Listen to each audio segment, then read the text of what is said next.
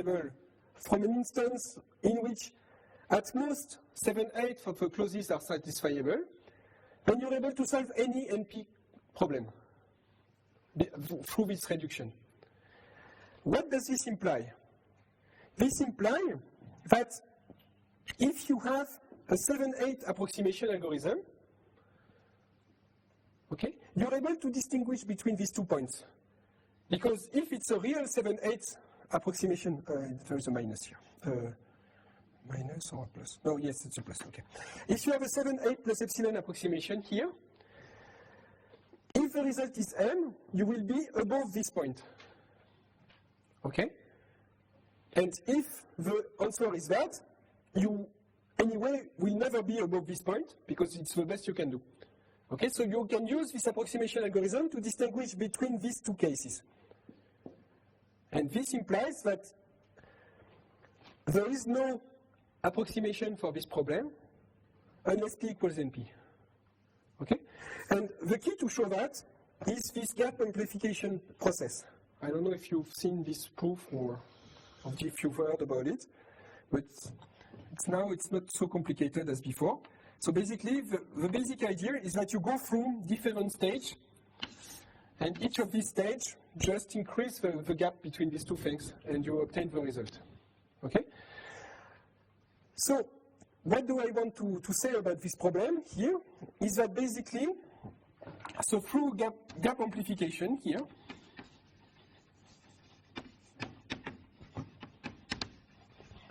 you can prove that there exists a constant, an absolute constant less than 1, such that for all epsilon, unless P equals NP, there is no this constant. What is the value? There is a constant C. There is no C plus epsilon approximation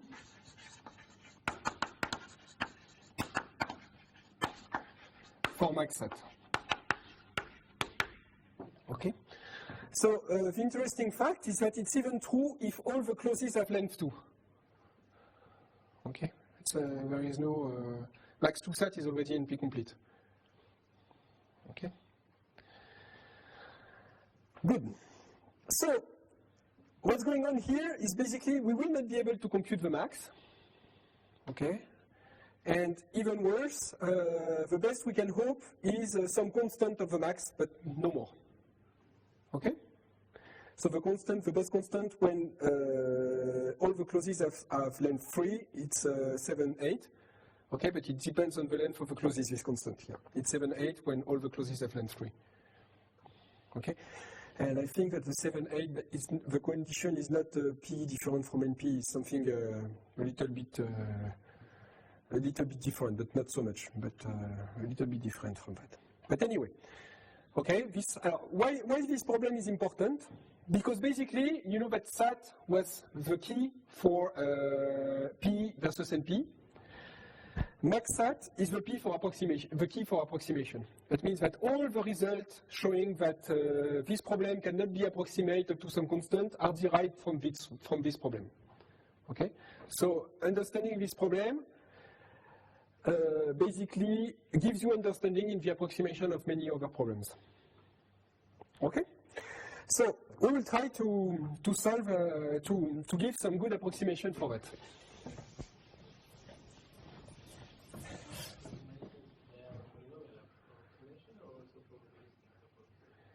We will do both. Okay. Oh, what? The theorem? Good question.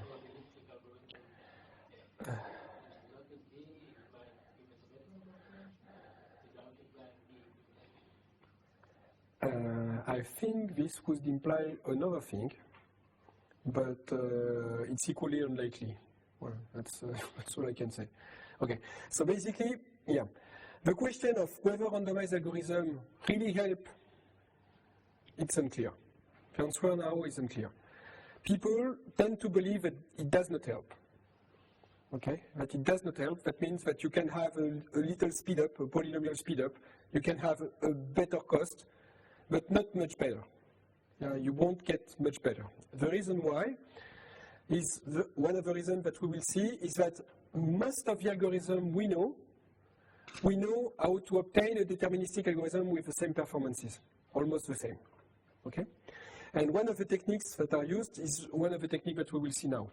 Okay, the only algorithm that we don't know how to derandomize is testing whether a polynomial is zero or not. Okay, you have a polynomial which is given as a circuit. Okay, so you have plus multiplying. Okay, you have a bunch of variables x1, xn. Okay, and you have a bunch of constants. Okay, 1. You have -1. Okay, you get the polynomial in that form. So, given a circuit of that size, the polynomial of the degree could be 2 to the L, if the size is L. Okay? So in polynomial time, you cannot expand the polynomial. Okay? It would take exponential time. Okay? So you cannot do that. But, so to test a deterministic solution, to test whether it's zero or not, it's hard to think about. But if you want a randomized proof that your polynomial is zero, it's very easy. What you know is that if the degree is 2 to the L, you have at most 2 to the L square roots. Okay? Or that's the spirit of it. Okay? So basically, what you show is that you choose random values for x1, xn in a large enough corpus. What's the name? No, it's not corpus. What's the name for it? Field. In the large enough field, okay? A field of size 2 to the L square, okay? And the theorem tells you that the probability that if your polynomial is non-zero to fall on a root is very, very low. Okay, it's like something like 1 over 2 to the L, something like that. Okay? And, or 1 over, yeah, something like that. Okay? So now, if the answer is 0, since you know that if a polynomial is non-zero, it's very unlikely to find a 0, then you have a fairly good chance that the polynomial is well, if the value is non-zero, you know that the polynomial is non-zero. Okay? If the value is 0, you know that the chance that the value is 0 if the polynomial is non-zero is very little. Okay? And this way you have a very good test that tells you to say that, okay, this polynomial is 0. I'm almost sure about that. Okay? And we don't know how to derandomize it. We don't have an algorithm, a deterministic algorithm that goes as fast. Okay? So this is basically the only, to my knowledge, this is the only randomized algorithm where there is an exponential gap between the best deterministic algorithm known and the best randomized algorithm. In all other cases, the gap is at most polynomial. Okay? So, and that's really the hot question now. That's really one of the hot questions. And the situation is kind of funny. It's the following. So I think it's a really beautiful thing. So either randomization helps,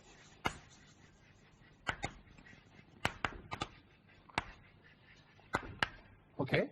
And in that case, this is good, okay? This is good that randomization helps, okay? But if randomization helps,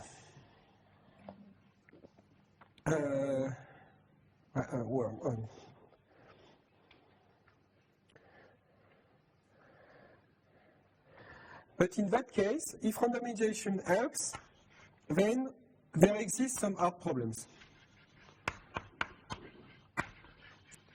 So basically, let's say we have something like that. Okay, so this is bad. Okay, but either there are hard problems, okay, but since randomization helps, we have a gain with randomization. Okay? I won't be able to write it correctly. I think it is P equals BPP if and only if yes. P is different from MP or something. So, well, It's different like that. It's different of that. It's well, I don't.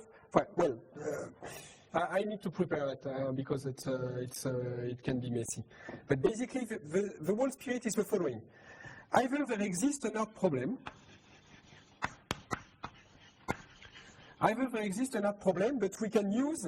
So this is something that we will see next. We can use this art problem to generate. We can generate pseudo random strings, and then we can derandomize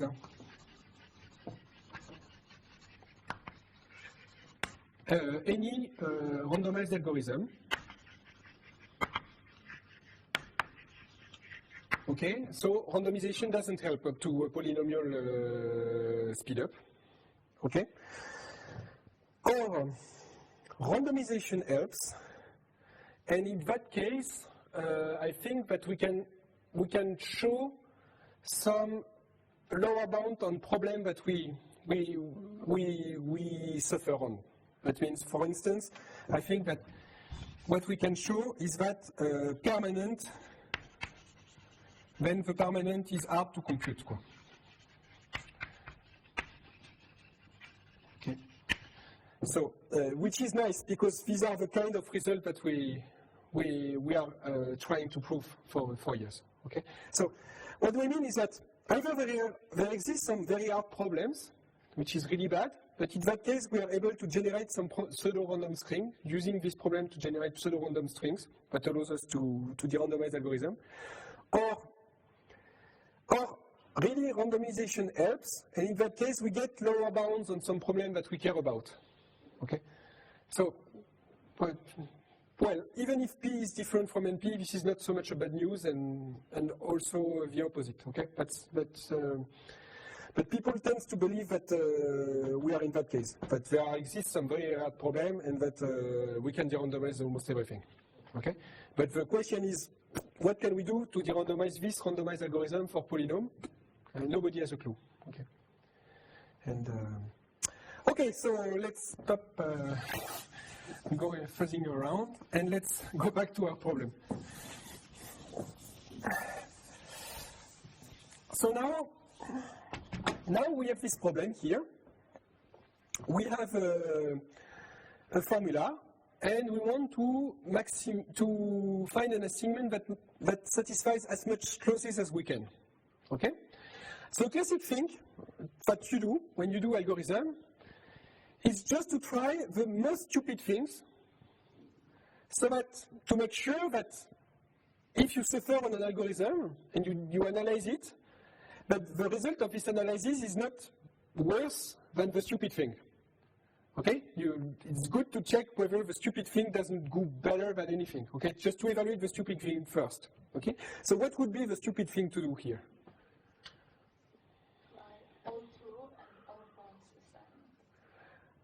This is a not so stupid thing. I was looking for something more stupid, but yeah, just do random things. Okay, that's the first thing to try. When you try a problem, okay, just try first random things. Okay, just to make sure that just evaluate the cost of a random solution. This is already a good information on what you can do. Okay, if you cannot beat the random solution, then your solution is bad. Okay, so let's try random things. Random assignment. So this is algorithm 1.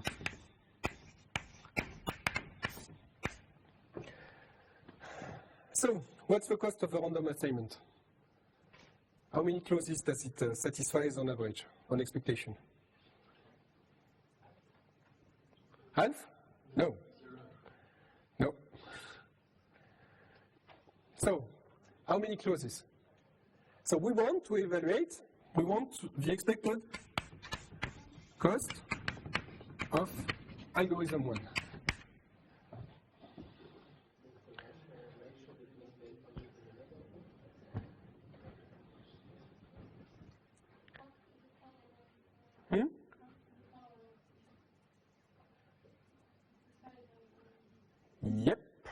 Yep, we are on the way, exactly.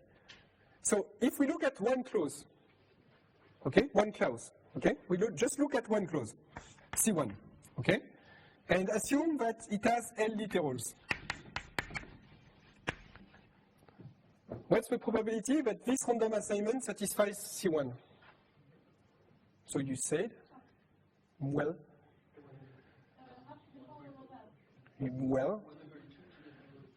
yeah, but it's not, it's just the opposite of what you said. But this is the probability that it's not satisfied. Okay? C1 is satisfied, a clause C with L literals is satisfied if and only if any of its literal, if one of its at least one of its literal is true. Okay? So what is the probability of this event? It's just 1 minus the probability that all of them are wrong. Okay? And since their value are chosen independently with probability 1/2, 1/2, it's 1 minus 2 to the L. Okay, for each of the clause. Okay? So now, how many of them are satisfied by this algorithm? On expectation.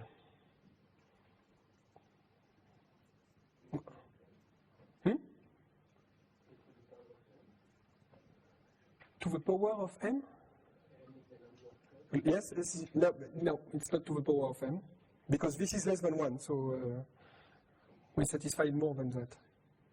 So how do we evaluate that?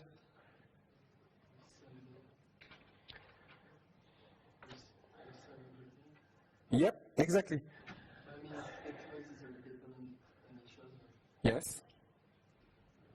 That's a problem or not? Okay, so the key here, the key is the most important and powerful tool in probability theory. It's the linearity of expectation. Okay? Whatever things depends on, the expectation is always linear. Okay? And this is an incredibly powerful tool. Okay? If you use it correctly, then it will it opens you a lot of doors. Okay? So as you mentioned, the clause depends on each other. Okay? They may share variables and everything. Okay? It's a real mess. But with the linearity of expectation, we don't care about that. Okay? So what you do is that for each clause, C, we introduce a random variable,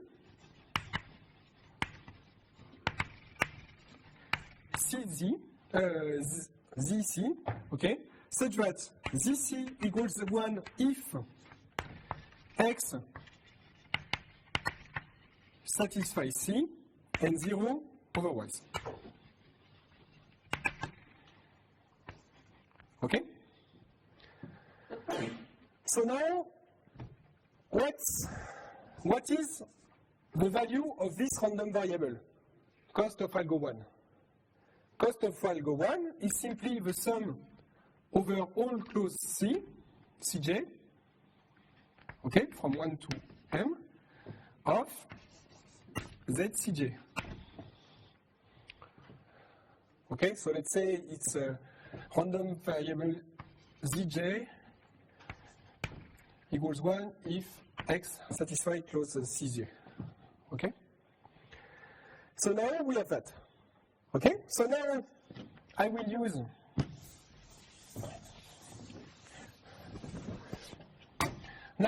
the linearity of expectation, and the expectation of this thing that is hard to evaluate is simply the sum of the expectation of these things which are easy to evaluate. Okay? Because these are indicator variables. Okay? So their expectation is simply the probability that it is equal to 1. Okay? Because it's 1 times this probability plus 0 times the probability that it's 0, so we don't care. Okay? The only thing that matters is that. And as we've seen before, this is equal to 1 over 2 to the Lj, where Lj is the number of literals